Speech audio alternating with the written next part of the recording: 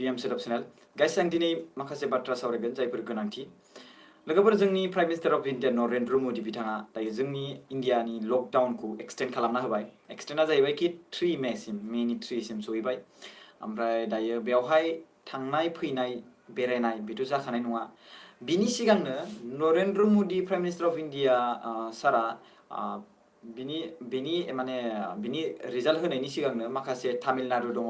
ओमफ्राय बिनि गेजेरावहाय पान्जाब दं, उरिष्या दङ, ओमफ्राय तेलेंगाना दं। बिसोर गावसोरनि हिसाबैनो बिसोर मा खालामबाय, गावसोरनि लकडाउनखौ एक्सटेन्ड खालामखाबाय। बेवहाय prime minister of India Narendra मोदीनि खोथा बिसोरो वेटखौनो खालामखायासै। स' बिनि गेजेराव नोंथांमोना इनफरमेसनखौ मोजां मोनदोंबा लाइक खालामनो हागोन। अके, इट्स अके, बाट जायो। स' माखासे सुबुंफ्रा 9615471547 बे आसामनि जाय नाम्बार होदों, हेल्पलाइन नाम्बार, जे बिसोरो कल खालामबाथाय मोनगोन नङा होमबा, कन्टेक्ट नाम्बार। स' बिनि गेजेरावहाय नोंथांमोना बेवहाय कल खालामनानै माखासे लिंक मोनगोन। आं बिनि माखासे बोरै फिल खालामो बेखौ आं नोंथांनि सिगाङाव भिडिअ होगादों, आरो बिनि गेजेराव नोंथांमोना प्रकाश नार्जारियाव थांनानै फार्स्ट भिडिअखौ नुनो मोनगोन लोगोफोर। स' नोंथांमोना गासिबो डिटेल्स मोननो हागोन। बाट बेवहाय गावनि बिमा बिफानि नाम्बारफोरखौ, नोंनाव जुदि कन्टेक्ट नाम्बार गैयाब्ला, बिमा बिफानि नाम्बार होयोब्ला बेवहाय माखासे अपसनेल जागोन ना जाया आं बेखौ मिथिया, बाट नोंथांमोना हेल्पलाइन नाम्बाराव लानो हागोन। स' बिनि गेजेरावहाय जोंनि नरेन्द्र मोदी बिथाङा बुंदों कि जायफोर मानसिफ्रा कम्पानियाव खामानि मावगासिनो दं, प्लिज अननानै बिसोर कम्पानियाव खामानि मावनायफोरखौ लकडाउननि थाखाय फायार दा खालाम, माने जब। स' अके, नेटवर्क प्रब्लेम जादोंमोन। अके, इट्स अके। माखासे 20 एप्रिलनि गेजेरावहाय माखासे एसे रिलेक्स होनो मोनगोन जाय जायगायावहाय माने दुंहाव बारहावा, माने भायलेसन, माने डेन्जार गैया। जेरै हमना ला महाराष्ट्रआवथ' जाखानाय नंखाया, मानो होनबा ओरैबायदि दिनबो दिन बारायगासिनो दङ। दिल्लीयावबोथ' जाखानाय नंखाया, ओमफ्राय बिनि गेजेराव तामिलनाडुआवबोथ' जाखानाय नंखाया, मानो होनबा बारायगासिनो दं सुबुं अनजिमाया जेसेबांखिनि। स' बेफोराव माने बे रिलेक्स, माने बेखौ होनाय नङा आरो खुला। 20 एप्रिलाव एसे एनै होनो हागौ बायदि होननानै बे बाथ्राखौ बुंदों आरोना। स' गासिबो कम्पानिफोरखौ रिक्वेस्ट खालामदों prime minister of India Narendra मोदीया कि बिसोरखौ फायार खालामनाङा जायफोर कम्पानियाव खामानि मावदों। अके, स' बिनि गेजेरावहाय जोंनि गासिबो बर' हारिनि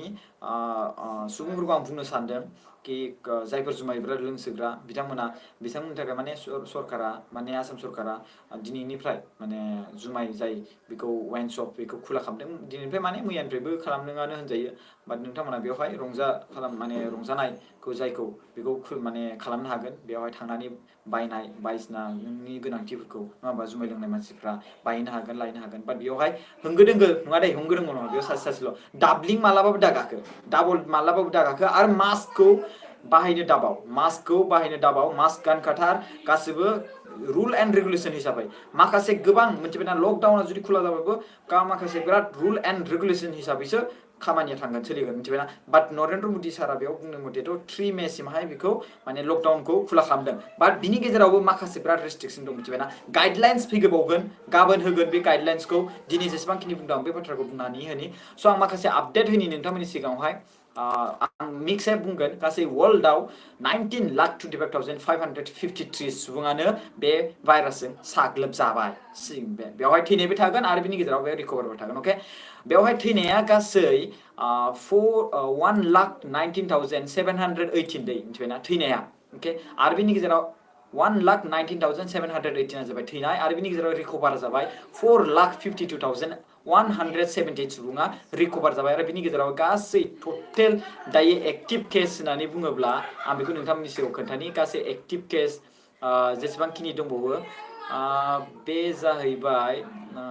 सरि बेवहायथ' नुजायासै, बेवहायहाय बेसेबां एक्टिभ केस आं बेखौ नुवासै लोगोफोर, सरि एबाउट देट। बाट आं खोन्थानि इन्डियायाव दायो कारेन्ट बेसेबां जाना दङ। इन्डियायावहाय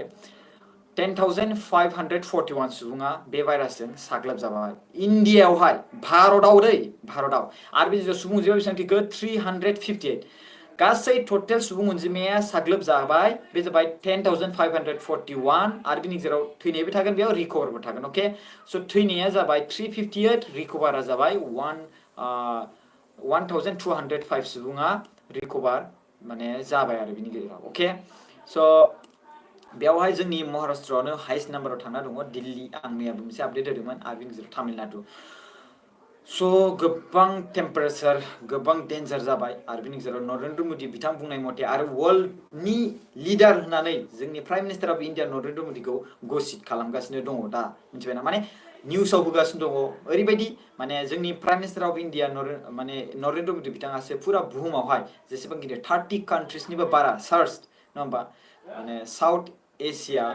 एसोसिएशन फर रिजन कोअपारेशन जाय दङ बेयाव गासिबो माखासे कान्ट्रिफ्राव मेडिसिन साप्लाइ खालामदों नङा होमबा स' बे मेडिसिन साप्लाइ खालामनाय हिसाबै माखासे वर्ल्डनि माखासे कान्ट्रिफोरखौ जोंनि prime minister of India Narendra Modi बा भारत हादरा बासायदों स' बे हिसाबै बेखौ वर्ल्डनि लिडाराव माने नाम गुसित खालामगासिनो दङ गासिबो कान्ट्रिनि प्राइम मिनिस्टारफ्रा प्रेसिडेन्टफ्रा बेखौ टुइट खालामना बुंदों कि बिथाङा गोबां गेदेर मानसि बिराद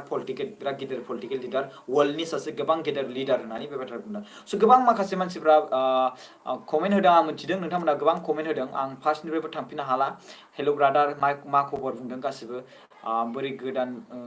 बोसोर गोदाननि आदा थेंक इउ स' माच खुलुमनाय जासिबाय नोंथांमोना बेबायदिनो अननाय होबाय था आरो आसा खालामो नोंथांमोना अननाय इयुनाव होबाय थागोन आरो नोंथांमोना जुदि अननाय होआब्ला इयुनाव बा फिउचाराव मालाबाबो आं जौगानो हाया आरो जुदि जोङो गावजों गाव अनलायलायाबा जों हारिखौ मालाबाबो गोजौआव लांनो हाया नङाबा आं जुदि माबा मोनसे जानो गोसो जानानै खामानि मावनो सानदों बेवहाय नोंथांमोननि जुदि हेल्प बा मदद मोनाब्ला आं बोरै जौगागोन आरो जुदि नोंथांमोना जुदि अननायखौ देखायाब्ला आं बोरै खामानि मावनो गोसो जागोन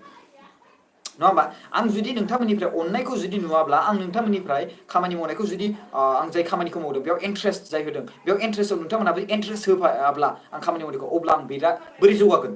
आं खामानि मावनायखौनो गोसो जानाय नङा जुदि नोंथांमोना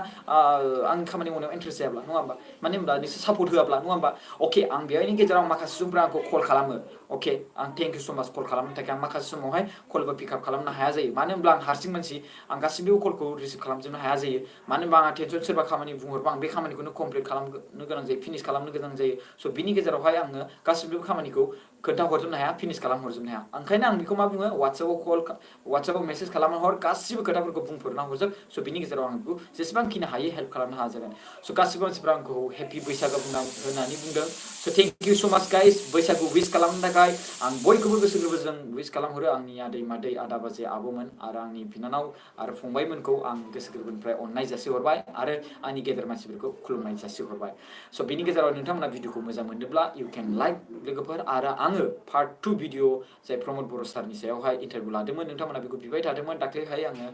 टेकनिकेल प्रब्लेम थाखाय बेखौ होनाय जायासै बाट आं होनाय जाबाय दायो आं नोंथांमोना थांनानै दायो बेखौ नायनो हासिगोन आं डिसक्रिपसनावबो होनानै होगोन लिंकआवहाय आरो बिनि गेजेरावहाय मोनसे खोथा आरोग्य सेतु मोनसे एप्स ओंखारदों बेयो जाबाय एप्सआ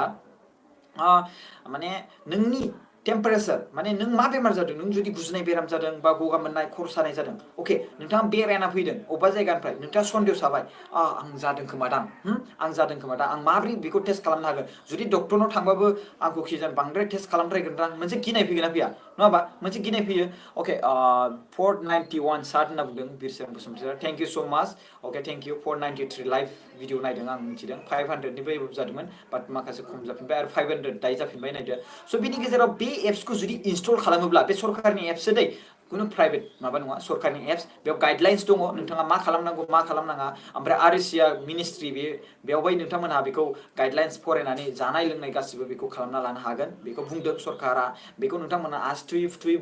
बुंबोगासिनो दं आं माखासे समाव नोंथांमोननो खोन्थानो हायाखैमोन बाट आं दिनै नोंथांनो खोन्थाबाय आरएससिआ मिनिस्ट्रि मिथिबायना बेवहाय गाइडलाइन्स दं माखासे आरो बै गाइडलाइन्सखौ जुदि नोंथांमोननो नांगौब्ला आंनाव बे फाइला दङ स' आं नोंथांमोननो बे फाइलखौ खोन्थाहरगोन माखासे सुबुंफ्रा 500 रुपिस 2000बो मोन्दों होननानै बुंदों आरो 1500बो मोन्दों बुंदों आरो साबसिडि गेसनिबो मोन्दों होनना बुंदों आरो खायसे मोनाखै बे एलपिजिनि जाय नोंनि बेंकनि डिटेल्स ना बे डिसेबल जाना दं नोंथांनियाव जुदि हाबाखैब्ला बे बेंक एकाउन्ट आरो एलपिजिनि जाय लिंक ना बे डिसेबल जाना दङ बेवहाय टेम्परारि डिसेबल जाना दङ बै टेम्परारि डिसेबलखौ नोंथांमोना थांनानै बेखौ बेंकआव थांना साबमिट इनकुइरि खालामहैथां अब्लानो बे लिंकआ जेब्ला नों गेस बुकिं खालामफिनगोन अब्ला बे फैसाया नोंनि एकाउन्टआव हाबफिनगोन मिथिबायना टेनसन लानो नाङा स' नोंथांमोना फिर बेंकआव थांनानै मेनेजारजों रायज्लायनानै बेवहाय एप्लिकेसन होनानै आंनि एलपिजिजों माने गेस बुक खालामनायजों आरो बेनि गेजेरावहाय नैबे बेंकजों जाय माने लिंक दंमोन बे टेम्परारि डिसेबल जाबाय सार नोंथांमोना बेखौ एक्टिभ खालामना होफिन बे बाथ्रा जायो स' आरोग्य सेतु एप्स बे जाबाय नोंथांनि लोमजानाय अके नोंथांनि लोमजानाय नोंथाङा खर' सादोंब्ला अके मा मोनदों बेयाव कुइसन सोंगोन नों माबायदि मोनदों गोसोआ माबायदि मोनदों लोमजानाय माबायदि देहाया माबायदि मोनदों गासिबो कुइसन फैगोन जुदि नोंथाङा इंलिश मोजाङै रोङाब्ला प्रपार रोङाब्ला प्लिज नोंथांमोना बेवहाय क्लिक जाला खालामनाङा जाहाथे बेखौ क्लिक खालामबा जाहाथे नोंथांमोनखौ ट्रेक खालामा मिथिबायना ट्रेकआवथ' जाखागोन मोनफ्रोमबोआवथ' लकेसन नायनो हानाय एप्स जायो मोनफ्रोमबो जेसेबांखिनि एप्स एप्लिकेसन एन्ड्रइड एप्लिकेसन ना बे गासिबो नोंनि लाइफ बेखौ नायनो हानाय बायदि केपासिटि थायो बाट बिथांमोना बुङो जों नाया नोंथांनि डकुमेन्टस नोंथांनि प्राइभेसि थागोन बिदि बुङो बाट अब्लाबो बेवहाय हायो बिदि गोसो जायोब्ला हायो आरोना स' बे खेथ्रआवहाय स' नोंथांमोनखौ जुदि बे आरोग्य सेतु एप्सखौ जुदि नोंथांमोना बाहायोब्ला जानला माला बेयाव क्लिक आं खर' सादों आं लोमजादों आं गुजुनाय मोनदों ओरैबायदि जादों होननानै जुदि सेरनानै होयोब्ला नोंथांखौ ट्रेक खालामनानै नोंथाङा जुदि डक्टरनाव थाङाब्लाबो नोंथांखौ लांफैनो हानाय बेबायदि केपासिटि थायो मिथिबायना ओरैबायदि पावार होमबा बिनि गेजेराव ओंखायनो जानला माला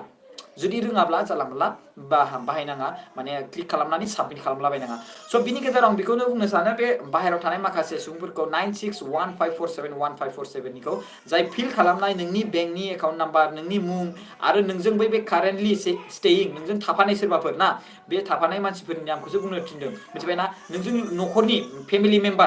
मेम्बार स्टेयिं विथ इउ कारेन्टलि बेखौसो बुंदों नोंजों लोगोफोर थाफानायखौ बुङाखै मिथिबाय लोगोफोर थाफानायखौ बुङाखै नोंजों मानसि नोंनि बिमा बिफा नोंनि बिफा नोंनि बिमा बा नोंनि फंबाय सोरबाफोर नोंजों दंफायो नामा बे खामानि मावनायाव बिसोरनि मुंखौ होनो थिनदों स' बेवहाय जानला मानला गुबुननि नामखौ होनो थिनाखै अके बेयाव बैसो गासिबो टटेल होनानै आरो नों बबे जायगायाव दङ बेनिबो कारेन्टलि पिन कड नाम्बार आरो स्टेट आरो बिनि डिस्ट्रिक्टनि आरो बिनि एड्रेस जाय मेपाव दङ बेखौ कालेक्ट खालामनो हागोन स' थेंक इउ स' माच गाइस आं नोंथांमोननि सिगाङाव बे बाथ्राखौनो बुंबाय आसा खालामो नोंथांमोना बे लाइभै आं बेयाव भिडिअ इडिट खालामनाय गैया फुरा लाइभ डेम' होनाय जादों बियो स' नोंथांमोना आसा खालामो नोंथांमोना माखासे इनफरमेसनखौ मोजां मोनथिनो मोनबाय आरो बिनि गेजेरावहाय नोंथांमोननि थाखाय बेनिफिट स' नोंथांमोना जुदि भिडिअखौ मोजां मोनदोंब्ला इउ केन लाइक आरो जुदि मोजां मोनाखैब्ला थेंक इउ स' माच खुलुमबाय गोजोन रंजालि बैसागुनि बयखौबो गोसो गोरबोजों हामलायनाय जासिहरबाय आरो बैसागुआव बे दानाव मोसानो मोनाब्लाबो नोंथांमोना न'आवनो थानानै मोसा रंजा बाजा आरो फेसबुकाव भिडिअ आपल'ड खालामनानै हो जाहाथे बयबो गोसो माने ससियेल फेसबुक वाट्सएप गासिबो गोमजोबनायनि जे बैसागु होनना गोमजोबनायनि अके जानला मानला जुमाय लोंनानैल' फेसबुकाव भाइरेल खालामलाबायना लानो नाङा जुदि खालामोब्ला पुलिसफोरा जायफोर फेसबुक एकाउन्टाव आपल'ड खालामगोन माबोरै हिसाबै मानो बेफोरबायदि जानो मोनखो बेबायदि बाथ्रा बुंगोन मानो होनोब्ला बे समावहाय लकडाउन अके बे समाव लकडाउन थेंक इउ स' माच गाइस अके माखासे सुबुंफोरा गोबां बिराद माने आंखौ विश खालामहरदों आं मिथिदों आं नोंथांमोननि सिगाङावहाय रिप्लाइ हरनो हायाखै आदा नों होननाय एप्सनि नामा मा बे एप्सनि मुङा जाबाय आर'ग्य सेतु एप्स मिथिबायना आर'ग्य सेतु एप्स गासिखौबो खेबसेयैनो आं बुङो हेपि बैसागु थेंक इउ स' माच खुलुमबाय बाय बाय आसा खालामो नोंथांमोननि थाखाय बे हेल्पफुल मदद गोनां आं नेक्स्टआव आं लाइभ फैबावगोन दे लोगोफोर बाय